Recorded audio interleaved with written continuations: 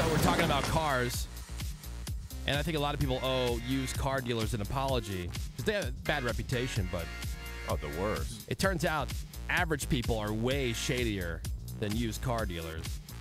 This is a study that looked at more than 100,000 used cars sold by private citizens in the first 4 months of the year, and they found that 88%, or if you want to break it down this way, 7 out of every 8 had some type of major problem. Oh, my God. 1 in 3 people didn't even own the used car they were trying to sell, either because they still owed money on a loan or because it was stolen. Oh, jeez.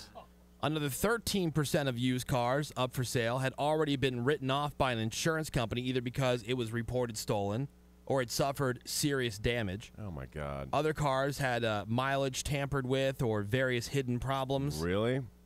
Cars that were more than 5 years old were the most likely to have been in an accident or stolen. Newer cars more likely to have title problems because the owner hadn't finished paying it off. Oh, no. Yeah. My 1987 Eagle Premier, my very first car, and that thing had like a major problem where like by the time we got it to a mechanic, because there was like this loud, hard knock like right under the floor on the passenger side.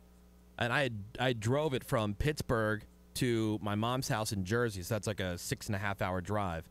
Over 300 miles. Right. And the mechanic's like, man, it's a miracle you made it here without killing yourself. And my mom turned white as a ghost, and that was the last time I drove the car. Love it. What was your first? Oh, yeah, you had the 65 Mustang. Yes. So Greg got a classic car for his first car. Yep. Right, but I will point out yet again, major hand-me-down. It was Grandma, all chromed out. cousin, brother, and then me. And by the time I got it, I had to use a little piece of wood just to keep the back seat upright. Otherwise, it would fall backwards. Brakes didn't work. Radio broken. Yeah, Greg. Cool, I had an original 65 Mustang, but vintage. it still had the original paint job. It was quite terrible. I had to prop a piece of mahogany in the back seat so it wouldn't fall over. Right. Yes. So ghetto. Total The mahogany. wine rack in the trunk. It was the car that I learned how to start it with a hammer and a screwdriver. Yeah. It had a 189. Like, because my parents would not buy me a car. They wanted me to buy the car, save up, buy the car. I had to pay for the insurance. It sucked. And then, because then my sisters got cars. Go figure. Oh, that sucks. Yeah, like, how is that fair? That's not fair I was at the all. oldest, so the first one, they probably realized, maybe that was rotten to do. Pain in the ass. And then they came around, they're like, by the Hooked time my them sister was driving, they're like, all right, we'll buy you a car. When the first sister got the car, what did you say? Did you, like, freak out, or you didn't say anything? I made some kind of snarky comment, and then I moved on. It's weird. Do you think you guys remember how much gas cost when you first started driving? I think everybody remembers that. I don't. Really? Me neither. Because when I started driving, it couldn't have been too expensive because I was broke. Yeah. I remember when I was a kid, it was like 80 cents. Yeah, exactly. But not when I was And driving. they had regular gas. Now, your parents gave you that car, though, Greg? Yeah. Did you get a car, or are you having to buy a car, Menace, your first one? I had to buy a car, so I didn't even drive until what was it? 18. I had a 4-door Honda Civic Silver. I called it Silver Passion.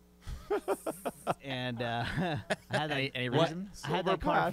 I had that car forever. What year? What year Civic? It was a 99. A 99 Yeah, Civic? Nice. Yeah, I was out of high school. Those aren't bad. No. Yeah, it was great. That's when the Honda Civics ruled. They were huge during that time. Yeah. Sebas. Well, I got I didn't get a car. I got use of one of the family cars, which was a 1983 Dodge 15-passenger van. Oh, wow. Oh, that's Sweet. right. Yeah. I had to pay insurance on that, but they let me use it for free. A Colt van. Is that the van that your hippie mom put manure in to transfer to the garden? Not manure, but mulch. Oh. Or she would make, as part of my use, to be able to use the van. Like on weekends, I would drive down to the dump where they chopped up old trees and gave you the free tree mulch. And she'd put it directly in the van. And I would go and have like a side loader dump it in the van, kind of like in the side of the van. I'd have to shovel it in. Oh, God.